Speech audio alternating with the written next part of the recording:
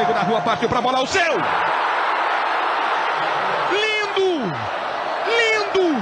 Fora do comum! De novo para Cleiton, dominou de frente pro gol, vai bater, foi bloqueado, tentou a finta, arrumou, bateu e que golaço! É campeão, se o próximo fizer o Palmeiras é campeão! Palmeiras, campeão! Verdão de história, este é o Verdão de camisa, este é o Verdão de tradição, este é o Palmeiras que não desiste nunca, este é o Palmeiras que vai buscar no fundo da alma.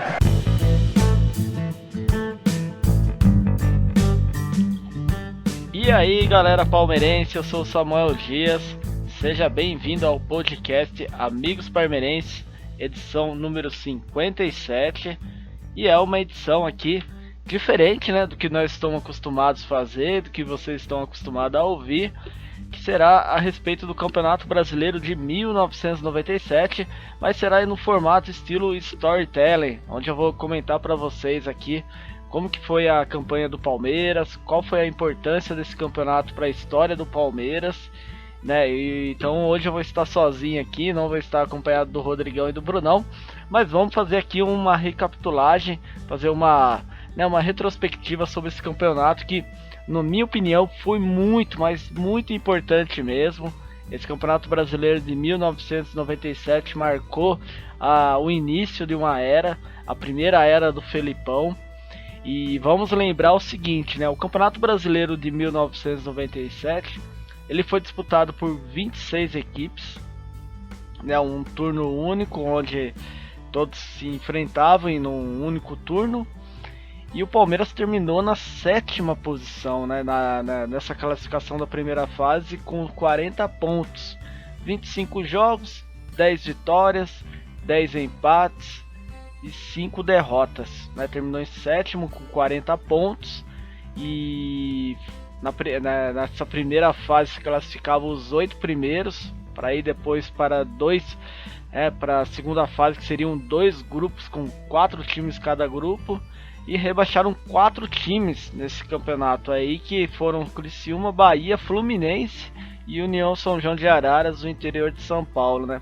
Curiosamente também foi um campeonato onde o Corinthians não foi muito bem, né? O Corinthians fez 29 pontos, ficando apenas 4 pontos acima do Criciúma, que foi o primeiro time a ser rebaixado. Mas essa primeira fase do Palmeiras, galera, ela já teve algumas coisas bem curiosas, né? A estreia do Palmeiras foi em 5/7 de 1997, o Palmeiras aplicou uma goleada por 4-1 contra o Fluminense. E nessa vitória por 4-1 contra o Fluminense foi a estreia dele, Luiz Felipe Scolari.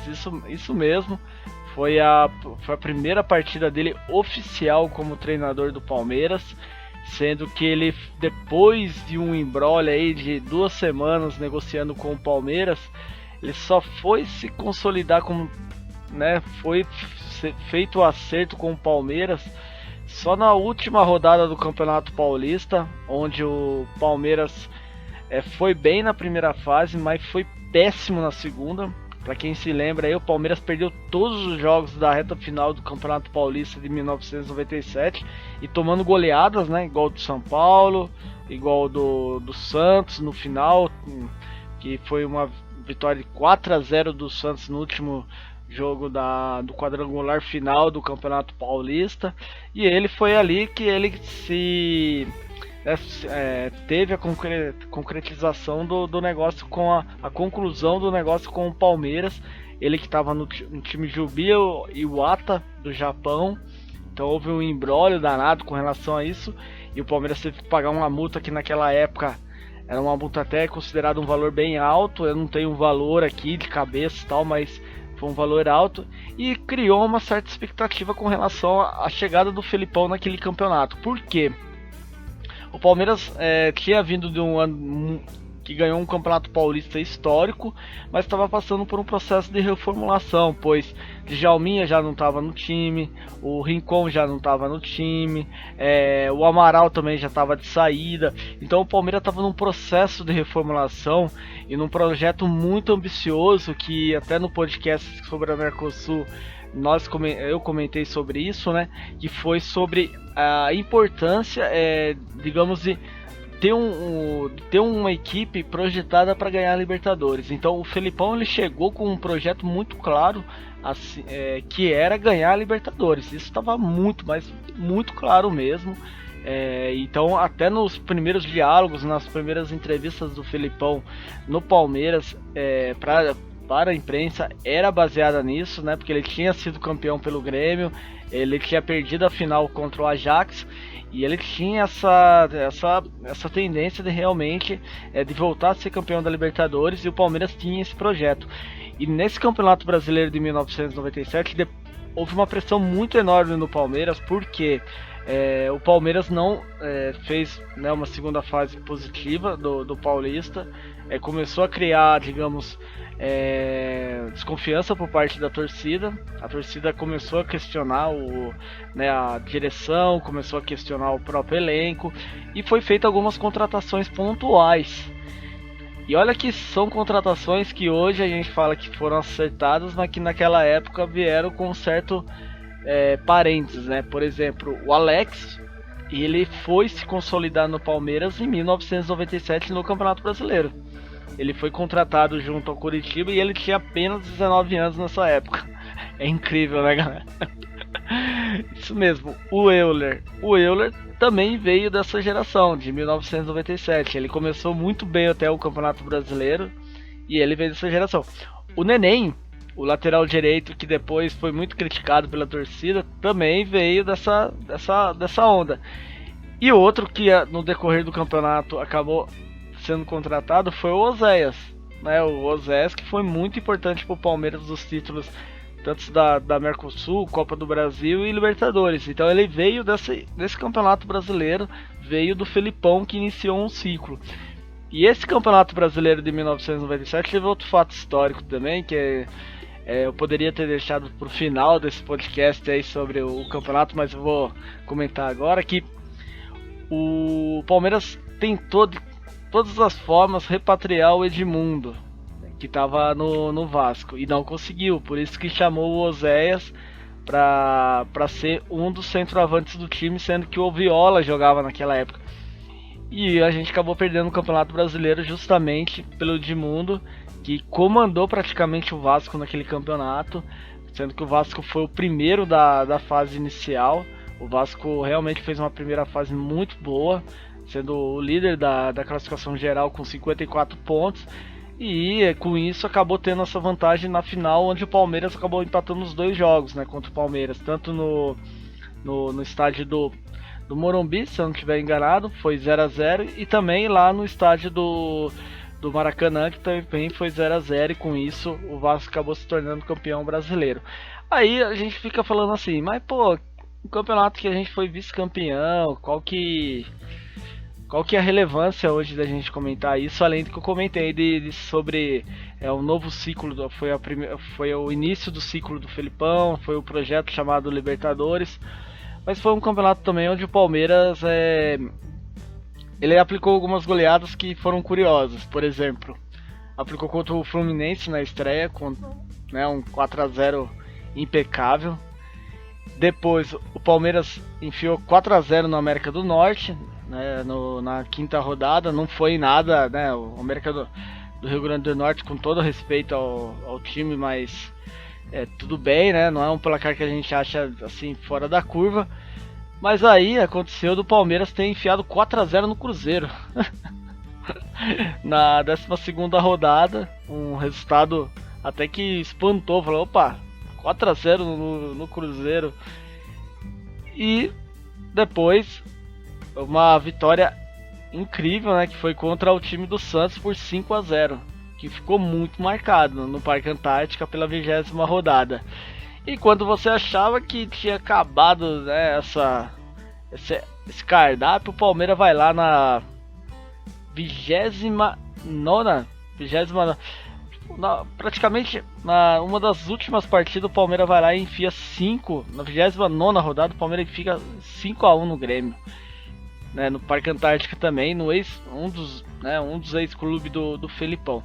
Então foram goleadas assim que marcaram o time do Palmeiras, né, que falou, opa, deram aquela falsa sensação do time de 96, apesar de que era outro campeonato, etc. Mas foram resultados que realmente fizeram que o Palmeiras se consolidasse, querendo ou não, como um dos times a ir para a segunda fase do Campeonato Brasileiro. Mas o Palmeiras também acumulou alguns tropeços interessantes. O Palmeiras perdeu para o Criciúma em casa por 1-0. O Palmeiras perdeu para o Bragantino lá no Marcelo Stefani, na Bia Bichedi de hoje, né? Por 2-1, empatou com o Guarani em 1-1. Então o Palmeiras também teve uns resultados, digamos, bastante controversos com relação a essas goleadas que foram aplicadas.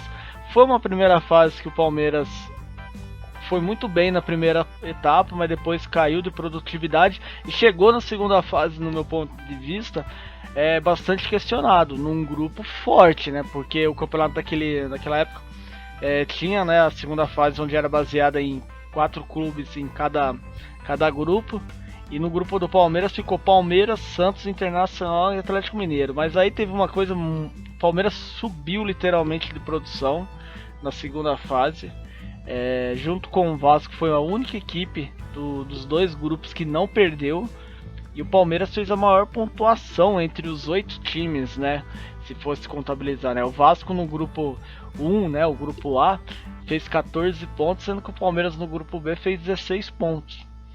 Então o Palmeiras foi muito bem, o Palmeiras fez 16 pontos, o Santos ficou em segundo com 7 pontos, Internacional em terceiro com 6 e Atlético Mineiro com 6. Então o Palmeiras foi disparado, o Palmeiras fez uma segunda fase muito forte, mas ficou muito marcado naquela época, nessa segunda fase, muitos questionamentos, principalmente por parte do Atlético Mineiro com relação à arbitragem, seja por pênalti que não foi marcado, enfim. O Palmeiras nessa segunda fase foi muito questionado por isso. Teve até uma frase famosa do Zinho no final do jogo contra o Atlético Mineiro, falando que estavam falando que estava vendendo, né, camisa do Palmeiras, etc, tal, que na época era patrocinado pela Parmalat, e não era bem isso, né? Que o Zinho estava um pouco chateado, né, por esses comentários falando que o Palmeiras estava sendo vendido, e não era bem isso, né? E o Palmeiras fez uma segunda fase muito forte, foi muito forte mesmo. E chegando na final contra o Vasco, foram 2 jogos equilibrados. Do meu ponto de vista, foram 2 jogos até que o Palmeiras poderia em algum momento ter saído vencedor, acabou não saindo, mas foi um campeonato que o Palmeiras foi muito bem, né? No meu ponto de vista, foi muito bem.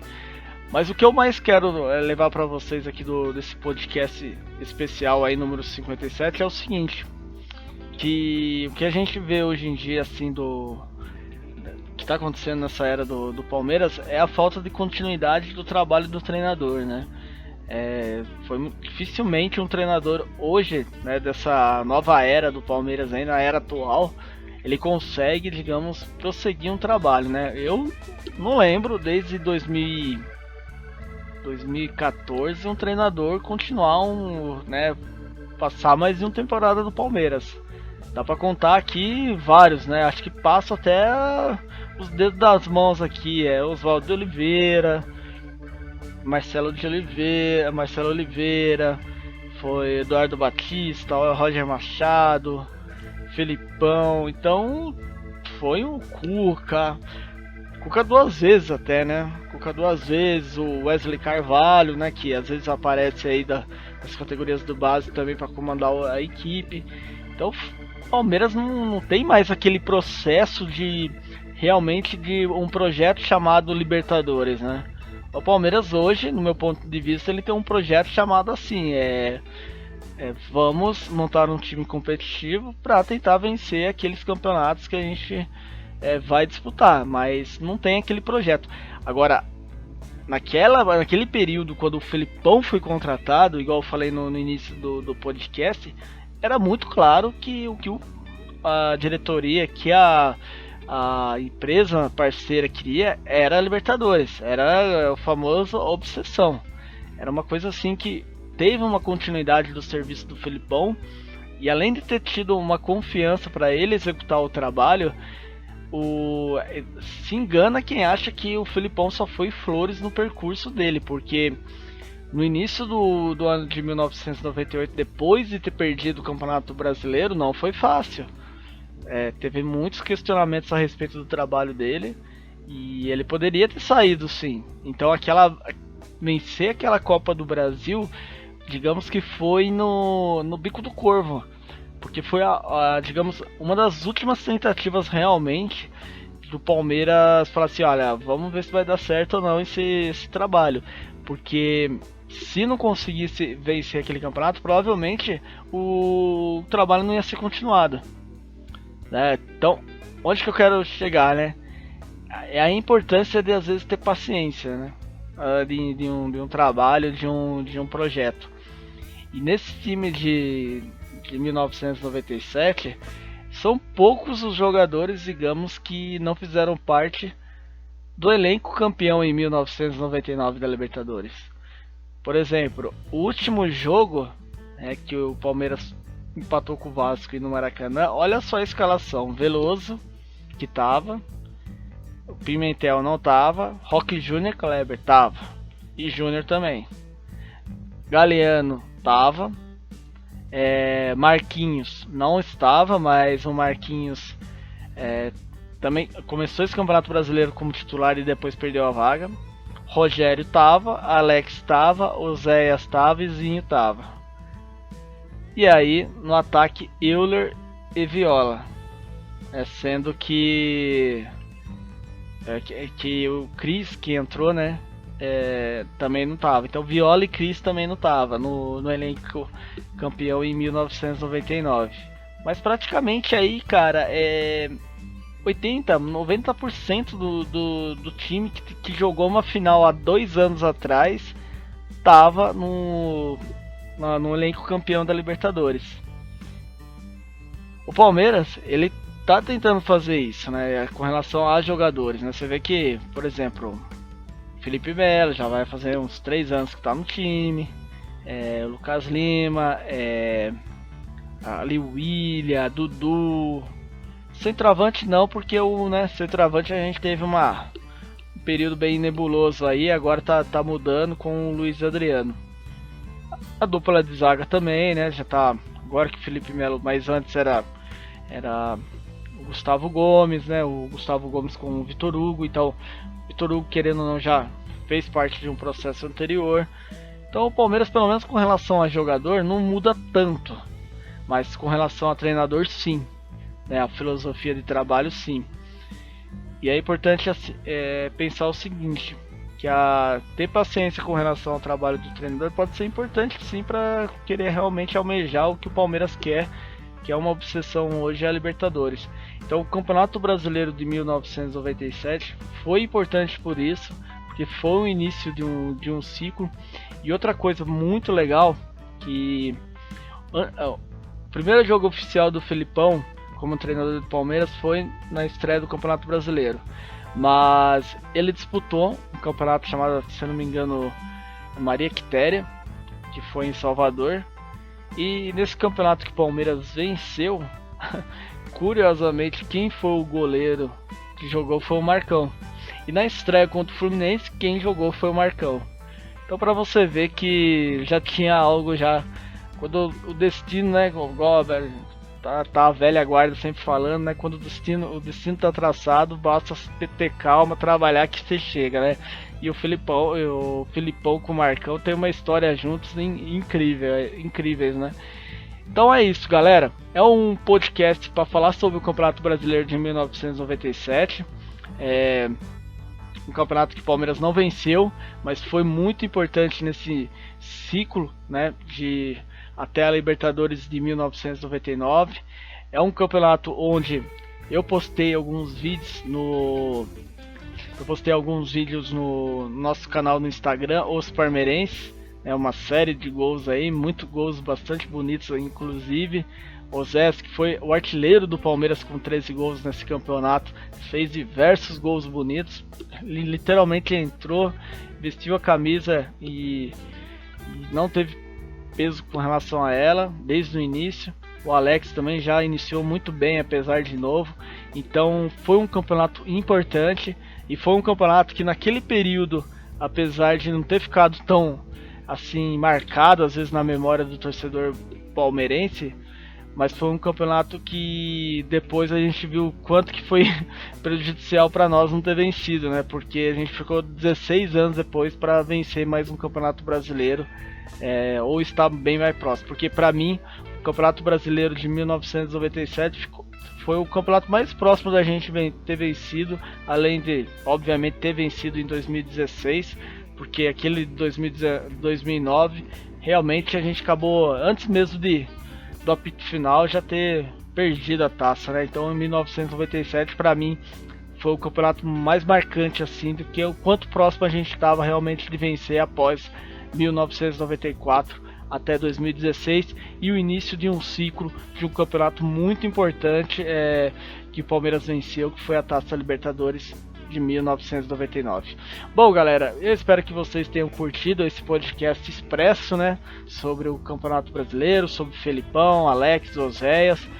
Espero que vocês tenham gostado. Se gostaram, compartilhe com a galera, clique aí em gostei, clique no sininho aí para continuar vendo nosso próximo podcast, ouvindo nosso podcast.